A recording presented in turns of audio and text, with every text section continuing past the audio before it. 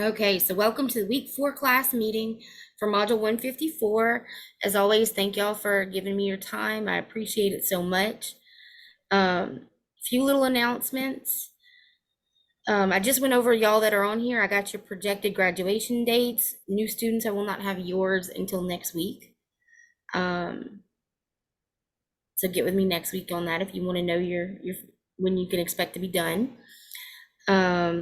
Graduation announcement. We finally have a date. Unfortunately, it is in May. At least it's in the beginning of May. It's going to be Friday, May the 5th. Claire, that would be yours. Jamie, that would be yours. Jerica. And I think everybody else on here is a new student. So thank y'all new students. Y'all are showing up in force. I appreciate that. Of course, I did have more start this week than I normally do. I usually don't have that many. But so that'll be y'all's graduation if y'all want to participate in that Friday, May the 5th. That will be in Lafayette, Louisiana at the Cajun Dome, or the Cajun Dome Convention Center, I think it's called. Y'all will be getting emails a little bit closer to event time in order to order your regalia and your all that stuff. Now, diplomas, y'all will get those about 6 weeks after your finish date. So just bear that in mind. You'll get your diploma before you actually walk. The walking is just a coup de grace, but you know, that cap on a successful program. But it is totally voluntary, not something you have to participate in if you don't want to. Okay, we gone. All right, so what else we got? I heard from one of our Finnish students, Miss Sasiana, and she has passed her NCCT certification exam on the first try. So kudos to Sassy on that. So y'all, it's possible. I swear it's possible. Y'all can do it. And I don't think that she bought any of the additional study materials off of their website. If she did, she didn't tell me. I think she just went off of the material that we gave. But you know, while she was in the program, y'all, she did the work. And that's what it takes. It takes doing the work, getting in there and learning the stuff. And then you won't have any issues with the exam, the certification exam. I have some hair over here that is driving me crazy. So I can see it every now and then. Okay. But anywho, okay, so today, I think that's all the announcements. We are back from break. Welcome back. That 2 weeks was very nice. I hope y'all had a great holiday. And everybody's safe, happy, and healthy. I know there's a couple of y'all that are going through some things right now, and like I've told y'all individually, you're in my prayers and in my heart, and if you need anything, I'm here. So we'll get into the meat and potatoes of today's meeting, because I do have a child home this week on holiday break, and I'm expecting her to just burst in here at any minute. I tried to bribe her. I said, if you're quiet and you don't interrupt my meeting, we'll go play outside after I'm done. And she's like, we'll see. Hey, Miss Shanna. How are you doing today? I am good. I am good. I remember those days. Man. I remember those days. But they asked me, we had our morning meeting this morning. Y'all, we have a meeting every day to discuss y'all's attendance. So just remember that when y'all think about skipping a day. We talk about it every day. And I told them this morning in attendance, I said, I need my child to go back to school. She's throwing off my routine. But then my positive for the day was that I'm getting to spend so much quality time with her this week. Yes. Her dad's gone. He works out during the week. So we get that me and her time, mommy and me time, which is really Yes. Well, let me jump on. I'm just going to jump in real quick and jump out because I have another Zoom to jump on. I just want to say Happy New Year, all. And I am Miss Shana Joseph, 1/3 of the Career Services Department. And that I'm happy to see you all are back and you've logged in. I see cuteness over there, Claire. I see you holding the cuteness. Listen, you got to do what you got to do. Okay, He's so got to bad. do. Yes, I know. I know. Shayna, Jamie up here in the corner, Jamie had a baby on the 20th of December, and that Yeah. child is in that car with her on this meeting. Oh, And Dang, crying. I had to pull over. congratulations. Congratulations. Oh my God. Oh, those Oh, sweet cries. A dumpling. a new one. Well, listen, I'm not going to hold up much of your time, you all's time. I just want to let you know I'm excited that you all are here. I wanted to step on just to say, hey, I'm here. If you all need me, Brandy can definitely give you my email address, phone number. Give me a call if y'all have any questions about anything job related, career related, anything like that, resumes, anything like that. We're going to work on those things. But if you have some individual questions about job opportunities, what it's going to look like when you finish the program, feel free to reach out to me. We're here for you. And so I just want you all to know that it is not easy.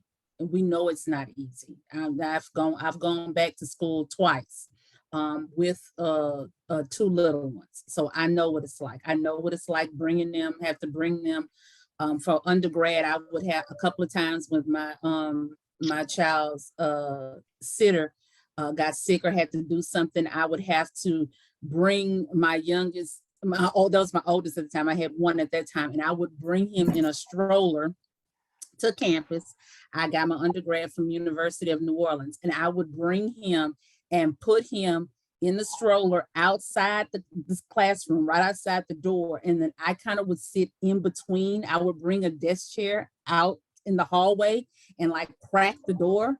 And I would kind of be trying to take notes and make sure he was okay. He probably was like 1.5 then, but they get fussies and they make noise. So I couldn't have him in the classroom. So I would have him in the hallway. And I would be in the hallway, right in between the door and taking notes that way. You got to do whatever you got to do. That's it. So that's what it's all about. Yeah, I knew I had to finish. I had one, and I was pregnant with a second one. So it was like, there's no option, but I got to finish so that I can take care of these because they're expensive. Yes. They're real expensive. They're just expensive. They just constantly take. But I just want to let you all know that I'm happy that you all are here. It's not easy. We do not take it for granted that you all show up and that you're powering through however you have to power through, and that we're here for you. So Career Services here for you. Call us if you need us. Email me. Get the information from Brandy, and let's go ahead and finish strong. Thank you, Shayna. Appreciate it. Mhm. All right, y'all. So today what we're going to work on a little bit, y'all started reading. Now, my new students, I know it's a little bit different for y'all because I have y'all reading chapter 8 this week to kind of introduce you to the CPT manual. So the stuff we're going to talk about in here today is relating more to what the rest of the class is doing this week. It's chapter 16, the respiratory system, in going through the CPT manual. In module 154, which don't stress out new students, because when you wrap around in your program, you're going to finish in module 154. So everything you've missed up to this point, you're going to see at the end of the program. Okay, you don't skip anything, even though you start in the middle of a module. You'll still see everything we do. But for now, what we're doing today will actually benefit you guys a lot because we're going to work through some of the coding scenarios. And I know y'all don't have manuals yet and you won't have them till next week. But if y'all watch this, it'll kind of give you a jump start on what to do when you get that manual and you have it in your hands and you have it there to do the chapter exercises and stuff, which is another reason why I didn't assign this stuff for y'all this week, is because I knew you didn't have that manual yet. So we are going to be looking at, from the lab assignment yesterday, I think it was, chapter 16, chapter exercises 16-1, or some real basic coding in the respiratory section. Okay. And when I talk about the respiratory section, new students, I'm talking about the way the CPT manual is broken up is basically by body system. Okay, and each section is a particular body system. The last chapter we did was chapter 15. That was the musculoskeletal system, and the respiratory system is right behind it in the book.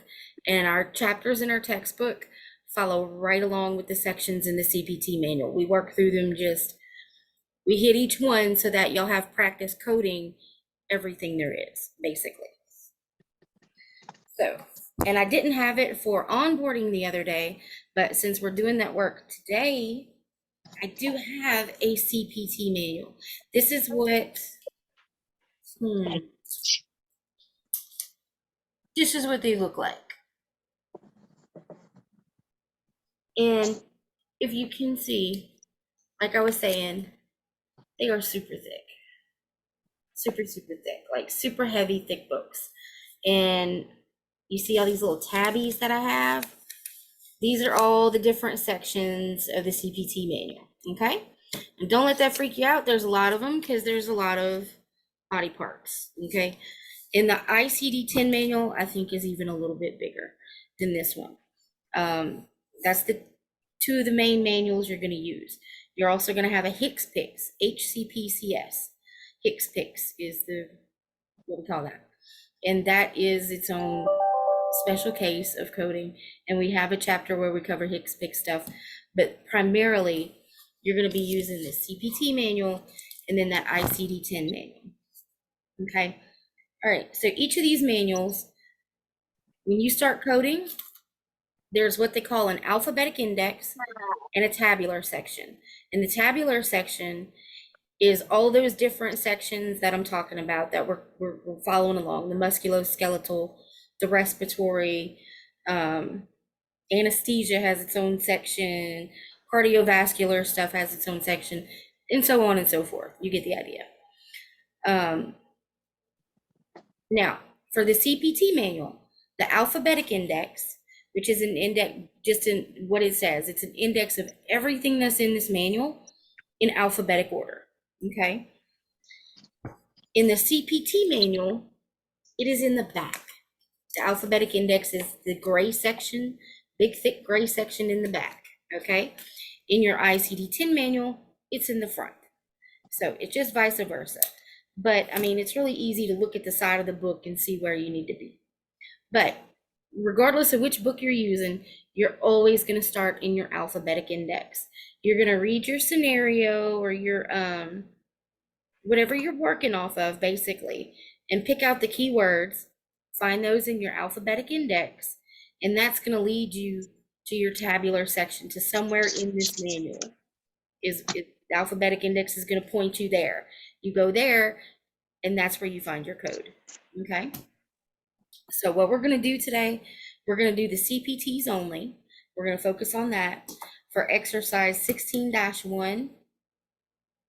And that is on page 431 in your ebook, the step-by-step for medical coding. Okay. All right. So our first one was an endoscopic maxillary interostomy? Interostomy? I don't know. Don't have a medical degree. Not sure. I slaughter some of these medical terms really bad. And that's another thing. Y'all will get medical terminology worksheets and different things to familiarize yourself as through the program too. So don't stress if some of these medical terms, you look at them and you can't even understand what they are. You have no idea what they're talking about. There's stuff that I run into that I have no idea what it is. There's codes that we look at here in class, and I'm like, I don't even know what part of the body that's on. I got no idea. But even if you don't have an idea, there's a way to find it out, and that's what I'm here to teach y'all. All right, so endoscopic maxillary interostomy is how I'm going to say that. Okay, so with CPTs, current procedural terminology, you are looking for procedures. Okay, your ICD-10 is diagnosis.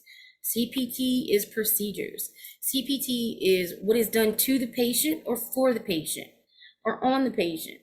Okay, and your diagnosis codes are going to be your sicknesses, illnesses, conditions, injuries, all that kind of stuff, the things that are wrong with the patient. There's going to be your ICD-10 codes, and the procedures that are being performed is going to be your CPT codes. Okay, easy way to keep those separated. All right, so we're looking for CPT codes, so we're looking for procedures.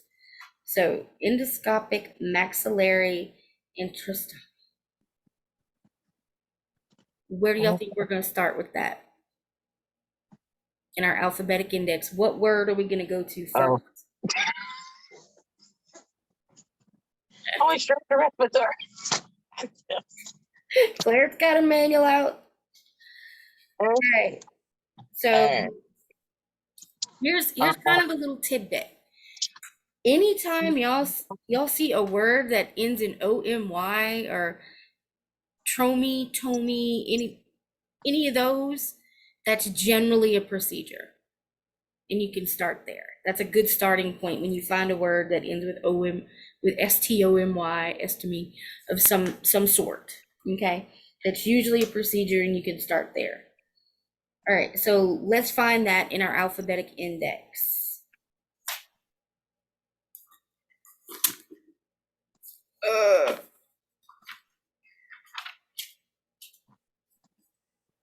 And you literally, guys, you go into the manual and you start flipping pages and find it. How? What is it? How's it? I don't have my Antrostomy. It's ANTROSTOMY.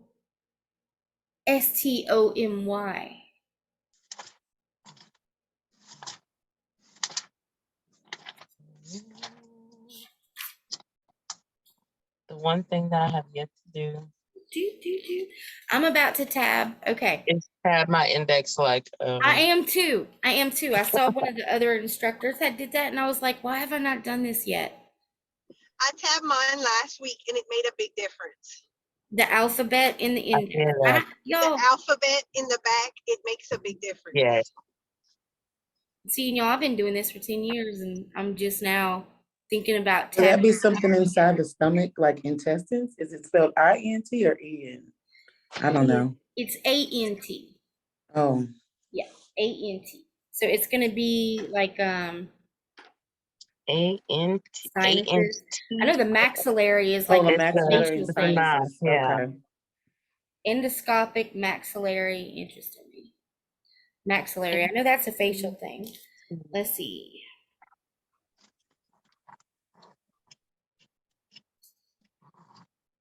anything I'm looking for. And that's the most. Antrostomy? Is Uh-huh. that what I'm looking for? Antrostomy? Antrostomy? Yeah. Okay, I found it. Yes. What page, Claire? It's on 1039 in the index, Yeah. and it's sinuses, maxillary, and it tells you to go to 31256. Yeah. 31267. Awesome sauce. Yep. And look, okay, so endoscopic maxillary antrostomy. The definition, when y'all like it, literally, guys, and I'm ordering my document camera tomorrow. Like I'm just gonna break down and do it. They're really expensive, but I need to do it because y'all need to be able to see what I'm seeing while I'm flipping pages. So, but in the alphabetic index, it'll have the procedure, and then it'll indent down a line, and it'll list the different body parts that procedure can be done on. And for this one in particular, there's literally, it's that word, antrostomy, and then sinus. And that's the only thing. So there's not a whole big long list of stuff to look through. We know directly where we're going because it's the only option. 31256, 31267. So what we do with those numbers, we go find those in our tabular index. Those are possible codes for this procedure. So we're gonna go in here. Let's see, this is the respiratory system. So I already know, because one of the first things you're gonna do when you get this book, guys, is you're gonna put all these little tabbies. Okay, you're gonna put all these little tabbies on the different sections. And I don't know if y'all gonna see it, but the respiratory section is one in particular. So the entire time we're looking at chapter 16, if you're looking at codes and they're leading you anywhere but in the respiratory section, start again. You're in the wrong spot. Okay.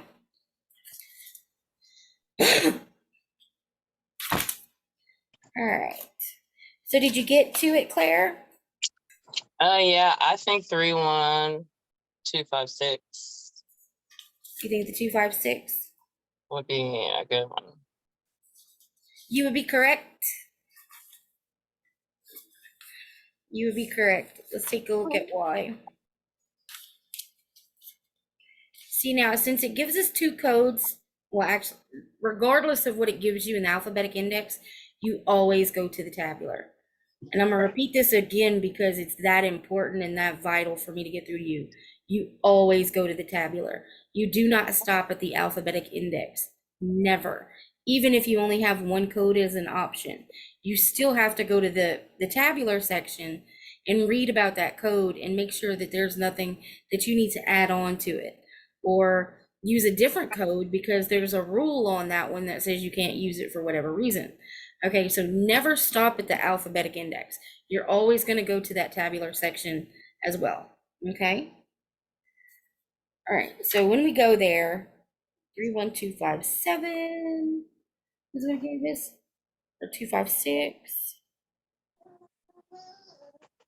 Let me say 31256 was what Claire said. All right, so that says nasal sinus endoscopy, surgical with maxillary antrostomy. All right, and then there are some rules on this one that say do not report this code in conjunction with that, and that just means do not in conjunction with just, with 31233, 31237, and it goes on and lists a couple more when performed on the ipsilateral side. Okay, well, our scenario doesn't give us any information on any of that.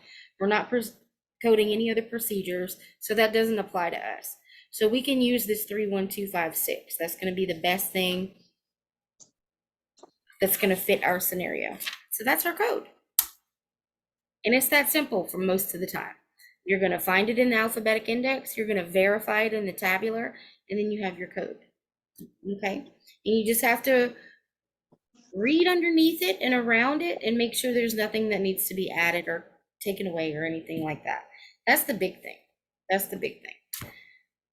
And that's more, you got more issues with that when you're doing ICD-10 coding than with CPT coding.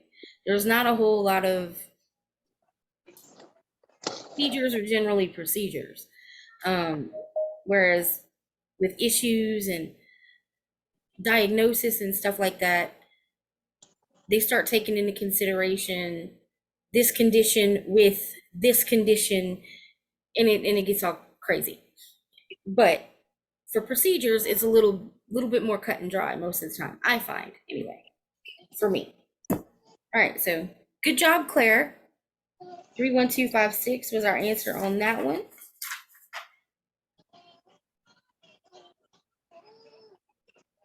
All right, so number 2, direct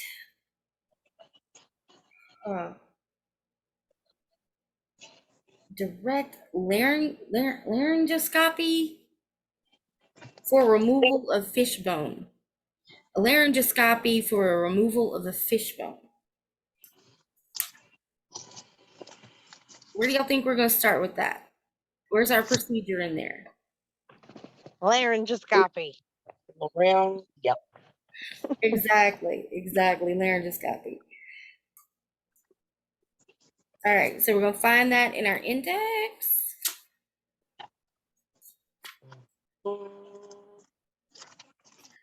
And for my new students, while we're looking for this, I'll just tell y'all that, and like I kind of explained in onboarding, when y'all get into the job place, there is 95% of the time there's going to be software there that is going to help you with the codes. You very rarely have to actually break out the manual to find codes. What we're doing in class is called cold coding. It's they give you some written word and you find codes that correlate to that written word. And in your job, it's a little bit different. Okay. You very rarely will do cold coding. I think Claire does some.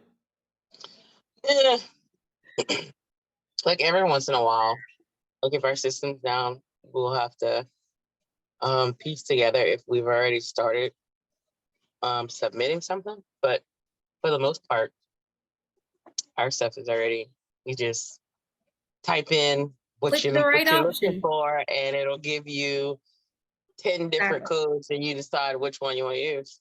Right, right. So if what we're doing in here is you're like, oh my God, I don't want to sit and look through this stinking manual all day. You're not. You're not. That's not what it's about. It's just the basis of coding comes from these manuals. And to understand it, you have to understand the manual and how to use the manual and how to even when the software helps you, sometimes you still need to verify. And that's what the manual is for, is to help you verify a lot of the time. I've worked in jobs where we didn't even have a manual. We had one manual that was split between 10 different people in the billing and coding department, because they're expensive. These manuals are a couple $100s a piece, some of them. I think you can actually get the CPT manual on Amazon now for like 130 or so, something like that. But still it's not a cheap book, you know what I'm saying? And to replace it every year, that gets expensive. So, but yeah, so if you're thinking, oh my God, what did I get myself into? I do not want to sit here and look through a manual all day. It's not what it's about. It's just one of the parts of it that we need to understand. Do you have to buy a new book every year? Mm-mm. Your job should provide a book for you. And plus, you will get to take the coding manuals that you get in the program. You get to take those with you. Those are yours to keep. So you'll have them already once you're done with the program.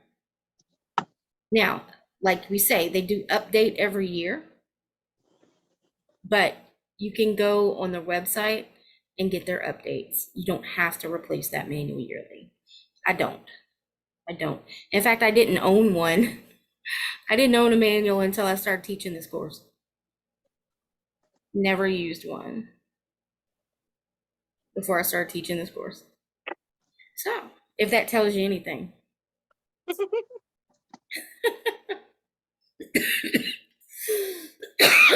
Excuse me, y'all. Okay. But y'all will have the manuals come next week. All right. Laryngoscopy. Yep. What? Direct laryngoscopy for removal of fish bone. Oh, I'd like to see what the Z codes are on that. oh no. All right, so laryngoscopy, Removal. direct, and then we got some options. The direct is a option under laryngoscopy, so we definitely want to stay there.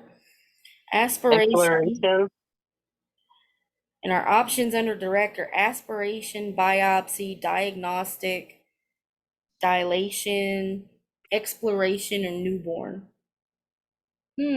For removal of fish bone. Maybe aspiration? And then they have, it's under insertion, but they have removal of foreign body.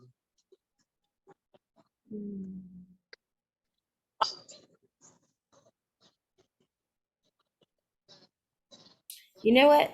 I feel like I I feel feel like like what you feeling like? I feel like it wouldn't. I'm gonna have to I feel explore. like I just want to go to But 31515 and just start looking. You know what I mean? Because none of the options under direct will really, right, I would think I think removal I of was foreign thinking body. removal of foreign Right, body myself. right. But that's under That's like, an insertion. right, exactly. So I would go to the direct, where it says direct, the codes that they give there, that section, and just look at that whole section and see if we can find what fits our stuff. 31515.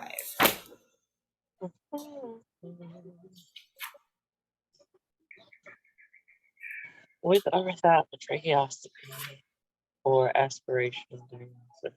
Direct with or without tracheoscopy for aspiration. There, operative with biopsy.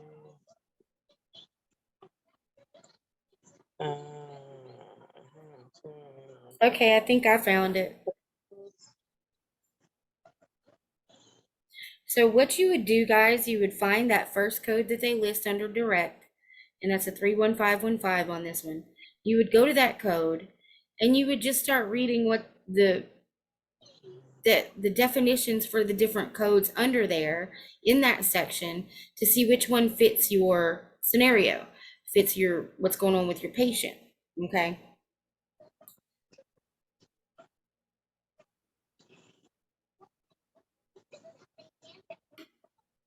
Okay.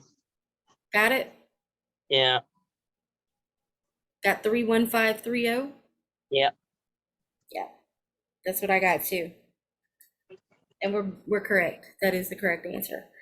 So it says laryngoscopy, direct, operative with foreign body removal. They don't always put everything in the alphabetic index. Sometimes it's just best to go to that section and read everything that's there because you want to be as accurate as possible, right, Claire? Yes, ma'am. You got to be as accurate as possible when you're doing your coding. And also, guys, we don't code what we don't know. Okay. Right. If it's not listed there, like if there's a with or without situation, with anesthesia or without anesthesia, something like that, and it doesn't say whether they had anesthesia or not, we don't guess. We don't guess and we don't code what we don't know. So in those sort of situations, you want to go back and find more information. You may have to go back to the doctor or to their office or wherever you're getting the hospital records, wherever you're getting information from, you're going to go back there and try to get more information to nail it down. Okay. What happens if you code something wrong? It'll get denied. Yeah, more than likely, Okay. most of the case scenario, the insurance company is going to send it back to you. The claim's going to get denied. Now, Or like the people who I work for, we have a department that like oversees everything before it's actually like submitted. So like we're submitting, but then they're looking to make they're sure double checking it before it goes everything out. lines up. Yeah. Yeah. And if it's not, they send you an email, be like, hey, can you check this out? Thanks much. Yes, and y'all get familiar with flipping email. If y'all are not email friendly in this job, you will become email friendly. You have to be. And I always see those funny mugs and stuff that say, as per your last email means, Yeah. That crap's true. That crap is so accurate. As per my last email, this code should have been. Oh yeah. They love to send That's a emails. polite way of giving you attitude. That's what that is. Yeah. That is the office appropriate way of giving you attitude. But anywho, so yeah, if you code it wrong, more than likely the claim is going to come back to you, and not that delays your payment, that delays your what am I thinking of today? It delays your payment and your medical record's going to be wrong. Now, most of the time you can go back and fix this stuff and it's no big deal, but there are times that you really just don't want to get the coding wrong. You really don't, especially like if you work for a surgeon or you work for an anesthesiologist or somebody where their pay is dependent on the codes that you use a lot.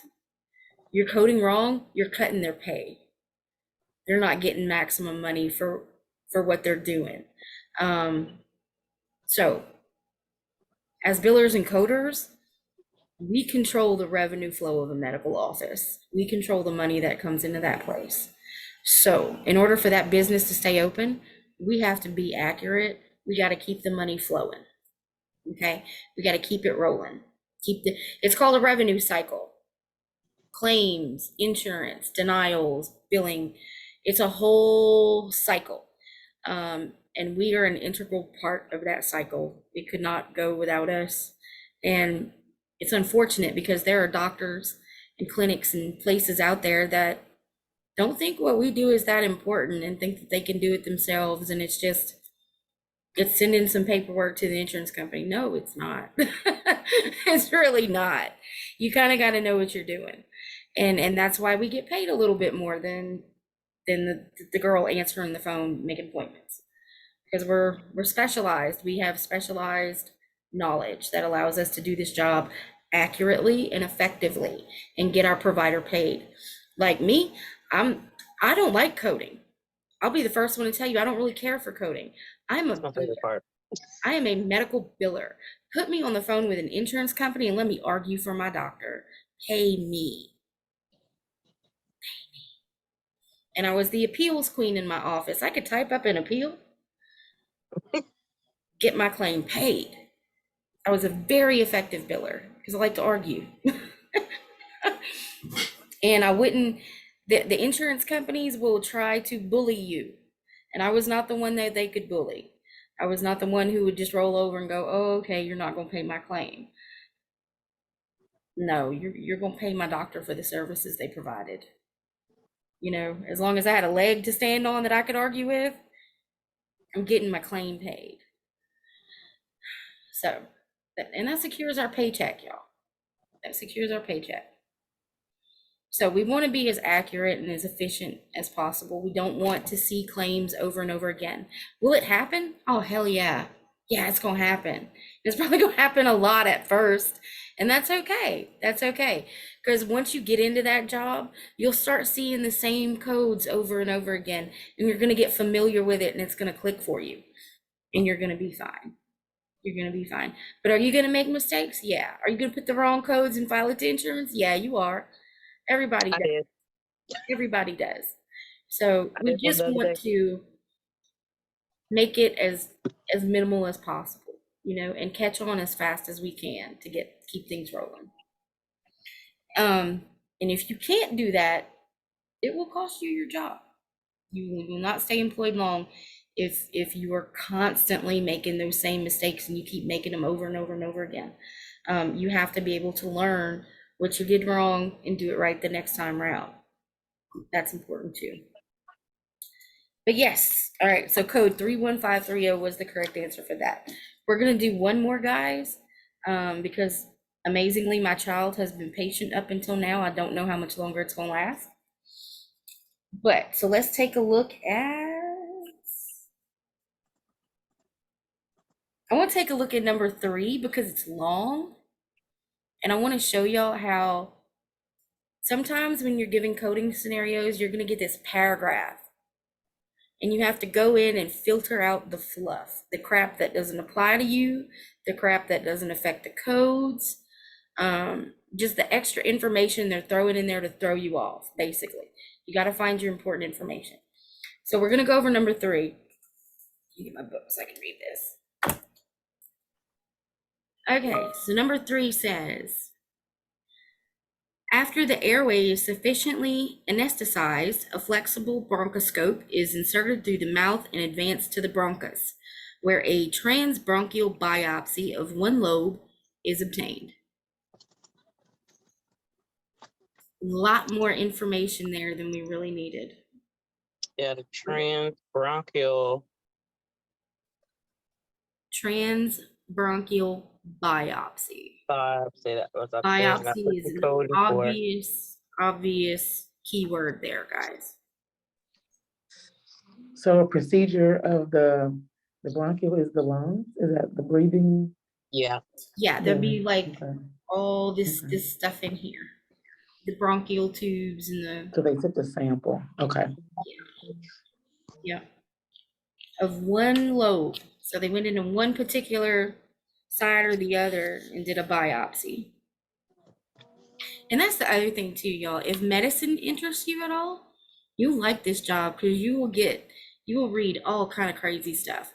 And I will warn you too that sometimes if you're a real sensitive person, if you get in your feels a lot, some some of the coding and billing that you do may affect you. I did coding for a cancer clinic in Alexandria, and that's some hard coding to do sometimes because you read these people's charts and you see everything that these folks go through. And if you're a soft-hearted individual like I am, it'll get to you. It'll get to you. And I also did billing for a group of pediatric doctors at a hospital who would see kids that were admitted into the hospital, and I would code those visits that they did in the hospital for them. And when you're coding a case for a kid who has been abused and mistreated, and you see everything that this poor child is suffering with, it will get to you. It can get to you sometimes. So just bear that in mind too, and keep that in mind when you start looking for a job. If you're a real soft-hearted person, you may not want to go to work for like St. Jude's or somewhere like that. You know what I'm saying? Or your local oncology clinic if cancer is something that's close to your heart. Okay. So I completely get that. I work in medical records, and so I see stuff like that for a hospital. I see stuff like that all day. yeah. Yeah. And sometimes it gets hard, doesn't it? It does. It does. It It's does. sad. It's hard to see what people go through and not empathize, and not just be like, God, dog, that's a lot, You put yourself in that situation. It can be hard sometimes. But a lot of the time you can kind of turn that off and you're fine. You're fine. Yeah. But the pediatric one and the oncology one, that was the one that would kill me. The people that were in like stage 4 and basically dying, they would come into the doctor every week. They're every week they're suffering with some new symptom that, their body's shutting down. And you code them every week. So you're keeping up with their, not meaning to, but you know what they're going through week after week until all of a sudden you don't have any charges with that person anymore. And you got to close out their file because they're deceased. That can catch you in the feels. It can catch you in the feels. Okay, so Claire, did you find an alphabetic index on this one? The transbronchial biopsy? Found the code. Okay, hold on. Give it back. Let's see.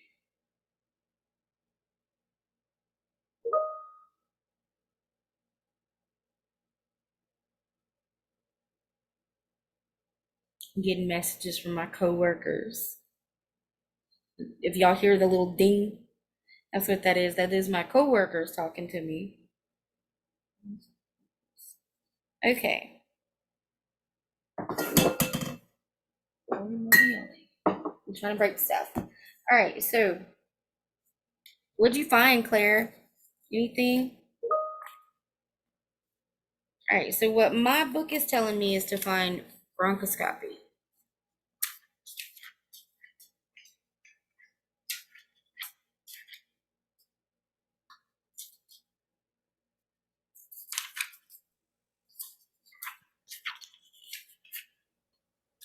All right, so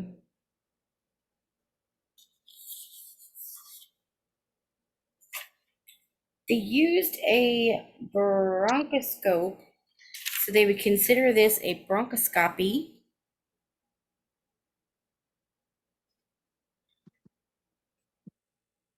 And that is going to be on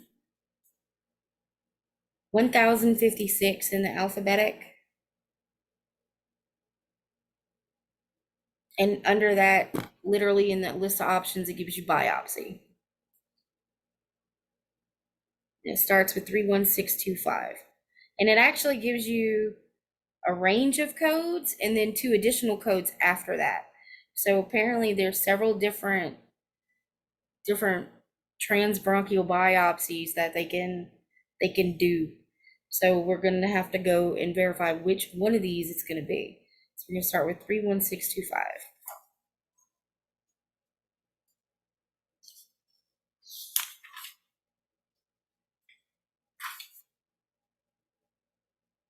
Oh, and they give there's actually, this is handy dandy, y'all. This is one of the ways that this book helps, because it not only gives you the definitions and stuff, for the medical stuff, it gives you these illustrations, these handy dandy illustrations sometimes on different things. And this is, I don't know if y'all can see, bronchoscopy is the section, and then they have the picture, okay, to kind of explain the different sections and help you out, figure out which thing you're working on, and all that different stuff. So that's helpful. And there's the same thing in the ICD-10 book. There's anatomical illustrations for almost every part of the body. You just have to look for them. All right, so 3-1.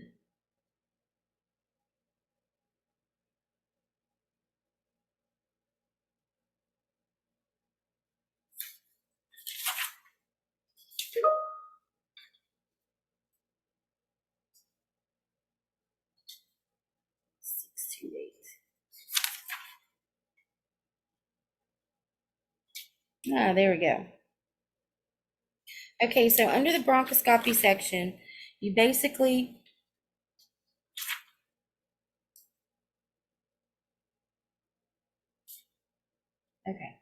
you're basically going to go in and read all the different ones in that section, and again, find the one that fits our situation the best. So we're looking for a transbronchial biopsy of one lobe. So as I look through here,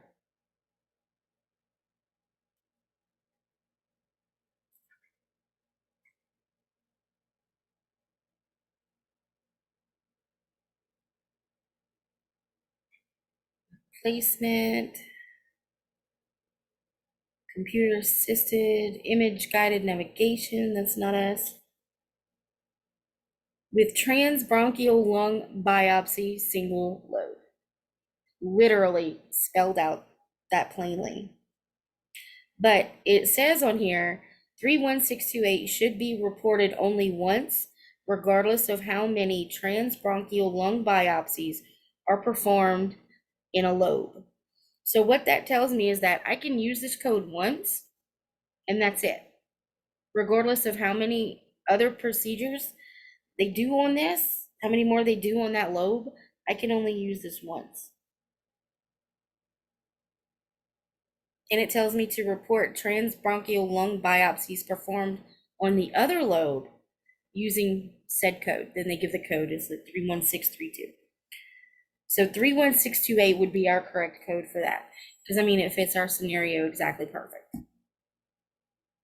And that's all we're gonna do out of 16-1 for today. There was only 2 other questions.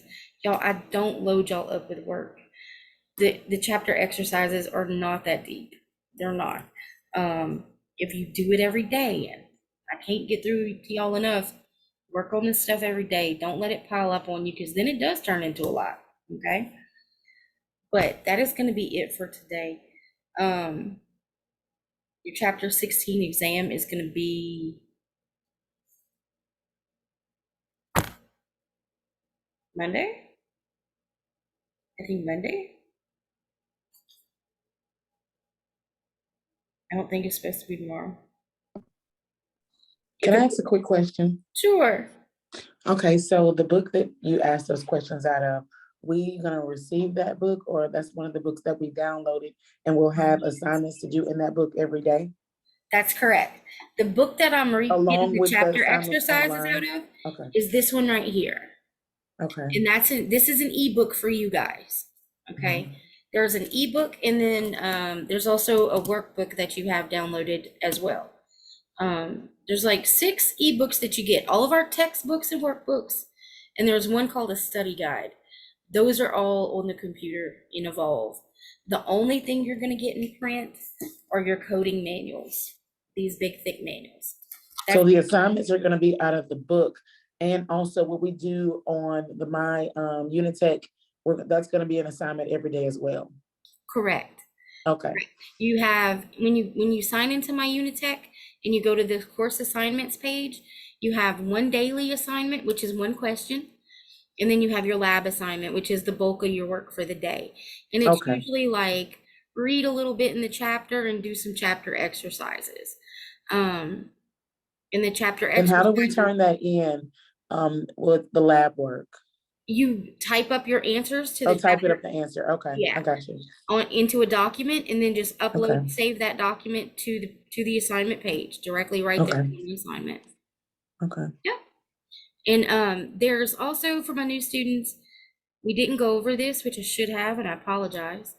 There is a resources page in your e-learning. Once you get in there, you'll see that gray menu on the left side, and it's got, welcome, overview, course assignments. If you go down a few options, there's resources. And there's, I think, 6 or 7 little, and when I say short, y'all, I mean like 3 minutes long, 3-minute little videos on how to do different things in e-learning. And I want to say that upload an assignment is one of those things. So that if you need a quick refresher and you don't want to go back and watch that whole big onboarding video, that resources page is super helpful.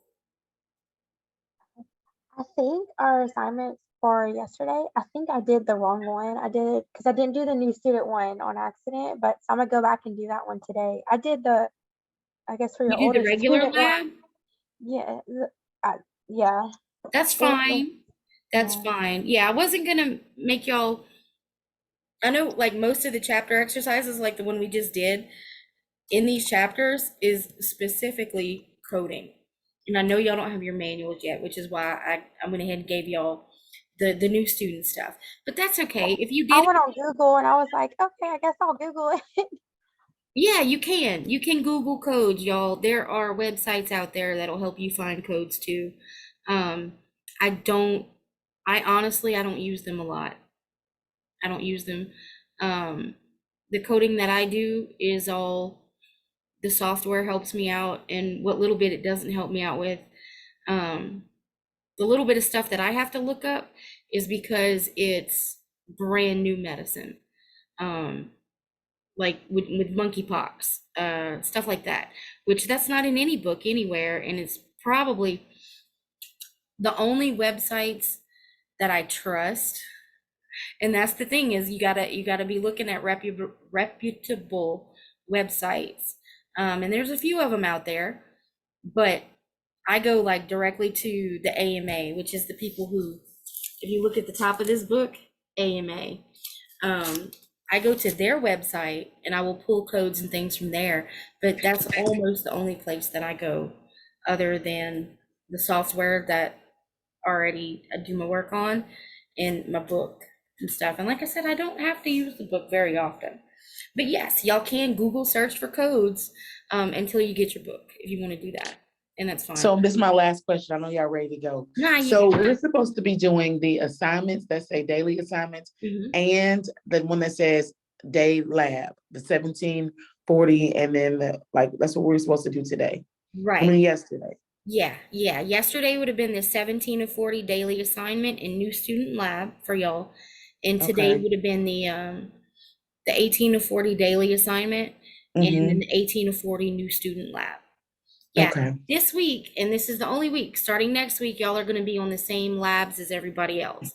But for Okay. this week, I wanted y'all to do that intro chapter, and just get used to because I know it can be overwhelming. I know it's a little bit confusing. I got to click into this and click into that and click into this. yeah, And it it's is. a lot. It's a lot. I know that. So I like to give y'all that intro chapter and let you have a few days to get accustomed to things. And then next week, when y'all are a little more familiar, y'all can start jumping in, and you have your books. You can start jumping into things and really get going. Yeah, and don't ever worry about asking questions, Courtney. Ask all the questions you want, sweetheart. Never be afraid to ask. Okay, thank you. You're I'm welcome. already nervous about starting all this, and so having to And that's figure out normal. everything is just gonna take me a little minute, but That's normal. And it's also Okay. really normal for some people to sign up for this course. And then once they get into it and I break out a CPT manual and they freak out and they're like, this is not what I thought it was. and they want to back out real fast. And what I say is give it a month. Give it a month and see if it clicks for you. If you think you don't like the actual work of it, give it a few weeks to a month and see if it clicks with you and if it's something you can enjoy. Because it's not the most exciting job in the world, y'all, but it's a good job.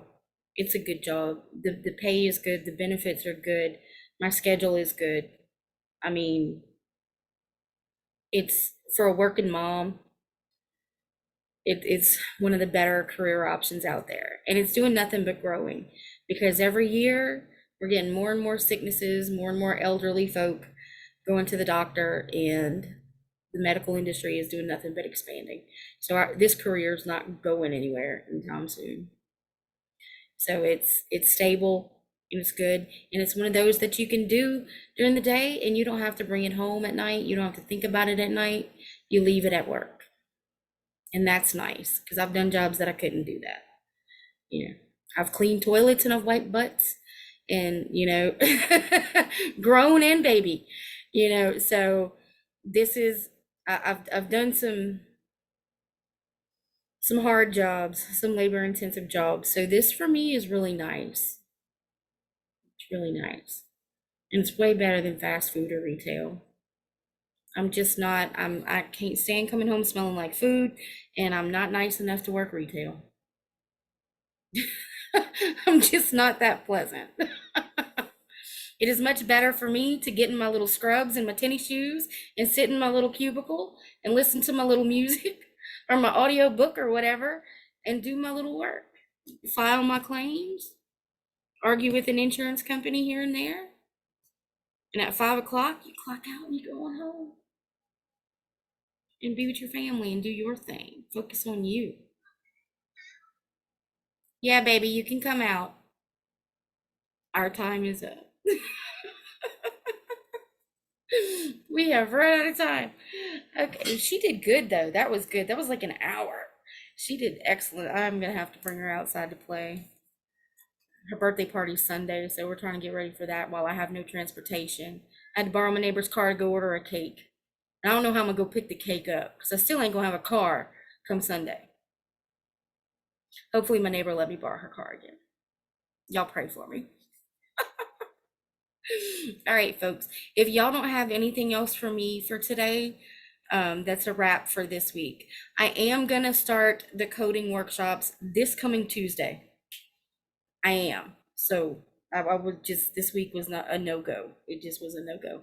But we will start it next Tuesday. So look out for the link for that. I'm gonna put that on the Remind app and then in news and announcements and e-learning. I'll post that there for y'all. So y'all can come if you want that additional coding help. And I hope that our newbies have their books by then and y'all can join us and really get going with it. Really get a firm grasp on the actual process and things like that. So, all right, guys. Well, that's it. Y'all don't have anything for me?